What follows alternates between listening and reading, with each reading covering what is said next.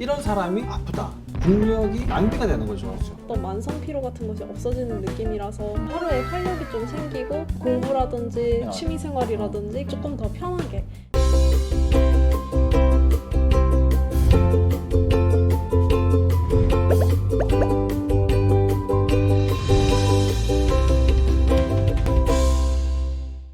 안녕하십니까, 닥터준스 김준영입니다. 안녕하십니까, 닥터준스 조준호입니다. 안녕하세요, 윤희입니다.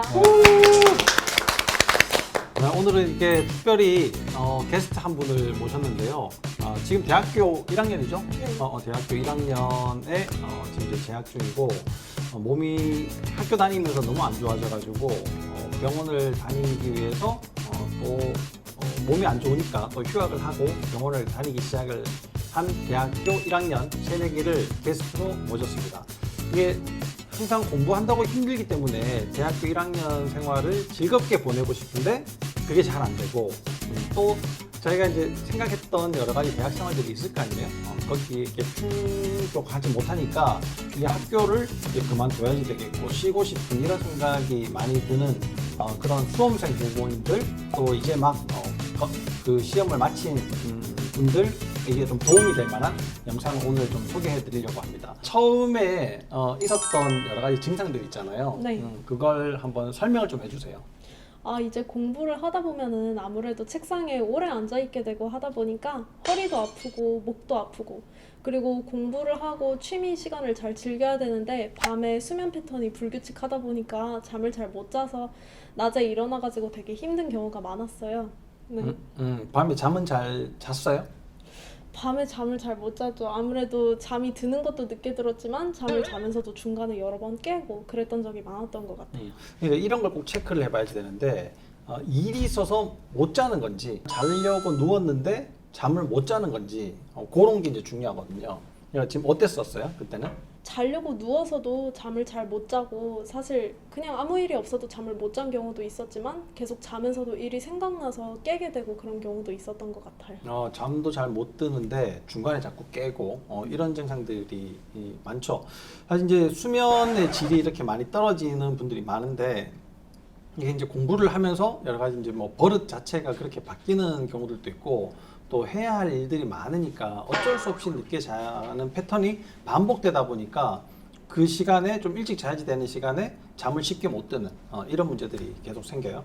이런 분들의 어떤 상황에 처해져 있는가를 이제 좀 알아보려면 옛날 일부터 한번 좀 되짚어 봐야지 되거든요. 혹시 예전에 수술을 하거나 뭐 치료를 좀 심하게 받았다 이런 적 혹시 있어요? 네, 6살 때 세균성 장염에 걸려서 굉장히 크게 앓았던 적이 있고요. 중학생 때 맹장염 수술을 한 번 더 했었어요.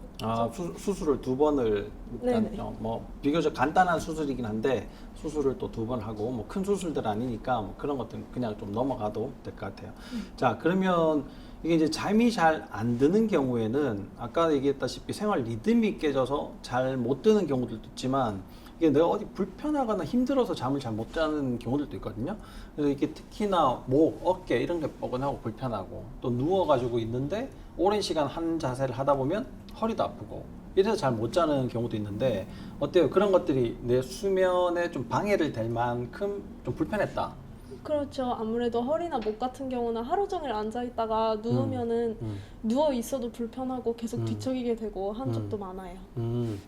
자, 그러면 이제 우리가 이런 분들을 처음에 딱 왔을 때 뭐 요 정도 얘기를 들어보고 조금 더 이제 자세하게 얘기를 들어보려면 의학적인 검사들이 좀 필요하지 않겠습니까? 우리가 보통 하고 있는 검사들, 네. 자율신경 검사부터 시작해가지고 하는 검사들이 있는데 그런 것들을 잠깐 소개를 좀 해주시죠. 일단 우리가 외상이 아닌 이상은 모든 것들은 생활습관병이라고 일단 생각을 하고 생활습관 속에서 뭐가 문제되는지 좀 찾아봐야 되는데 첫 번째는 우리 자세 문제를 점검을 해봐야 됩니다. 그러니까 자세가 내가 하루만 잘못된 자세를 뭐 잠깐만 해서는 문제되진 않지만 반복되는 잘못된 자세 속에서의 신경계통에 이상이 오고 그런 것들이 다른 여러 가지 감각의 이상, 운동 이상, 내장기관의 이상까지 동반할 수 있기 때문에 저희가 가장 중요하게 생각하는 것은 척추 정렬 상태, 즉 엑스레이 전체 척추 엑스레이를 통해서 정렬 상태를 보고 그 정렬 상태를 통해서 신경이 불안정한 곳들을 일단 찾아보는 게 가장 중요하겠습니다. 두 번째, 이제 이런 것들이 생기면 자율신경계라는 신경계가 반응을 하게 되어 있는데요. 자율신경계는 우리가 누구나 가지고 있으면서도 우리 몸을 정상으로 되돌리는 성질을 자율신경계가 맡고 있습니다. 하지만 그런 것들의 균형도 그리고 그 각각의 시스템 속에서의 문제점들, 더 나아가서는 어떤 정서적인 문제가 동반되어 있는지 없는지 그런 것들을 한꺼번에 파악할 수 있는 좋은 검사가 되겠죠. 세 번째는 우리가 살아가면서 우리가 물을 좀 먹고 이렇게 잘 지낸다고 생각하지만 대부분은 탈수에 빠져 있는 경우가 많습니다. 그래서 세포 탈수가 어느 정도인지, 그리고 세포들도 신경을 통해서 이렇게 기능을 하기 때문에 그 전기 신호를 집어넣어 줬을 때 그 세포막을 통한 전기 신호 반응을 파악을 통해서 세포가 어느 정도 노화되어 있는지를 보는 게 기본 검사가 되겠습니다. 이렇게 사실 이제 복잡하게 얘기를 하지만 우리가 보려고 하는 거는 사실 딱 한 가지이지 않습니까? 스트레스가 몸 안에 얼마만큼 있는가를 이제 측정을 하기 위해서 딱 검사를 하는 건데, 우리 이제 혈액 검사나 뭐 이런 검사들도 이제 진행을 해야 되겠지만, 우리가 처음에 환자들을 딱 만났을 때 이 사람이 대충 어느 정도의 스트레스가 있겠다라는 걸 파악하기 위해서 이제 처음에 검사를 하는 게 뭐 탈수 검사, 그 다음에 뭐 자율신경계 검사, 그 다음에 근육 밸런스 검사, 뭐 이런 것들을 이제 하게 되는 거죠. 이제 그런 검사들을 했는데 보니까 처음에 이제 탈수가 좀 심했었잖아요. 네. 평상시에 물 같은 거 잘 안 먹어요? 물을 잘 안 마셨죠. 왜 뭐 특별한 이유가 있습니까? 특별한 이유라기보다는 물을 챙겨 먹어야겠다라는 그런 습관이 제대로 설정돼 있지 않았던 것 같아요. 좋아요. 이게 이제 보통은 목마름 때문에 이제 물을 마시기 시작하는데, 목마름이 있으려면은 우리 몸에서 수분이 2% 정도 부족을 해야지 목마름이 이렇게 오고, 그러면 이제 물을 마시게 되는데, 이게 고산지대에 사는 사람들은 산소가 부족해도 굉장히 적응 잘하고 거기서 축구도 하고 뛰어놀거든요.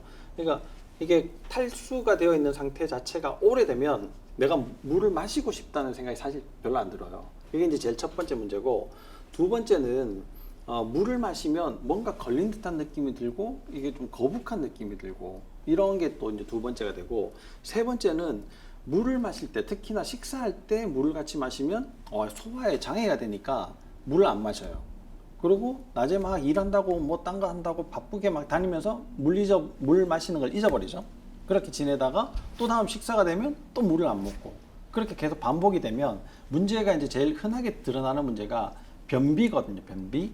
그럼 변비를 혹시 앓은 적 있어요? 학생 때 좀 알았었던 것 같아요. 학생 때가 고등학교 때? 네네. 고등학교 때 변비가 있어가지고 어떻게 개인적으로 조치를 했었어요? 유산균 같은 거를 조금 먹으려고 노력을 했었어요. 네네. 유산균을 보통은 장이 안 좋으면 유산균을 먹지 않습니까? 네. 근데 유산균이 효과가 있는 분들도 있는데, 어떤 사람은 유산균을 먹으면 효과가 있는데 어떤 분들은 효과가 없단 말이에요. 그러면 우리가 이제 대개 검사를 좀 해보면 이 사람은 이런 환경, 이런 상태이기 때문에 유산균이 별로 효과가 없었겠다라고 예상해 볼 수 있는 부분들이 있는데, 유해균들이 굉장히 많은 분들, 이거는 유산균이라는 우리 편을 계속 집어넣어줘도 유해균을 이겨낼 만큼 많지 않고 또 강력하지 않기 때문에 장내 환경 자체의 변화가 잘 안 생기는 분들이 되게 이제 그런 문제들이 생기고요. 또 두 번째는 내가 음식물을 잘못 먹어서 장 점막에 손상이 많으신 분들은 유산균을 먹는다고 해서 당장의 효과가 나타나기는 좀 어렵거든요. 그래서 우리가 흔히 하는 검사가 이제 뭐 균 검사, 네. 그런 이제 뭐 유기산 검사 이런 것들을 하게 되죠. 그리고 알러지 검사를 네. 또 하게 되고, 음식물 알러지 검사를 이제 주로 하게 되는데, 그런 알러지가 많다 그러면 우리 이제 좀 더 특별하게 치료를 좀 해야지 되잖아요. 그 알러지 검사 결과가 생각이 나요? 1, 2, 3단계는 이제 그렇게 심각하지 않다고 말씀을 해주셔서 그 안에는 뭐 우유라던가 마늘 이런 게 포함돼 있었던 것 그렇죠. 같고, 뭐 유제품 이런 것들, 자극적인 거 이런 것들이 보통 이제 문제들을 좀 일으키죠. 그리고 6단계 제일 심각한 거에 파인애플 하나 들어 있었던 게 기억이 나네요. 네, 그러니까 개수 자체가 별로 없는 이런 분들은 유산균을 먹으면 좀 효과가 나타나거든요. 그래서 유산균을 먹어보니까 어땠어요? 효과가 좀 많이 있었던 것 같아요. 효과가 있었어요? 네. 그러니까 유산균을 이런 분들은 먹으면 도움이 된다는 거예요. 물론 사실 잘 모르고 먹지만 내가 유산균을 먹고 도움이 안 된다. 좀 이상하다. 남들은 다 괜찮은데 나는 왜 이렇지라고 하는 분들은 꼭 유해균이 얼마나 많은가, 그 다음에 음식물 알러지가 혹시 있는가, 있다면 얼마나 많은지, 또 어떤 음식이 내 몸을 해치고 있는지 이런 것들을 꼭 확인해 보실 필요가 있으실 것 같습니다. 이제 그런 검사들을 우리가 이제 기본적으로 했잖아요. 그리고 혈액 검사를 했는데 혈액 검사에서는 특별하게 문제가 없었어요. 거의 뭐 종합 검진을 만약에 했다 그러면 한 97점, 98점 정도 될 만큼 혈액 검사에서는 이상이 없으니까 우리가 검진을 하더라도 괜찮아요, 뭐 특별한 문제는 없어요, 건강하신 편이에요 이렇게 얘기를 듣지만 나는 실제로 건강하지 않은 것 같고 몸이 좀 이상하고 좀 불편한 느낌 이런 것들을 가지고 있을 수 있단 말이에요.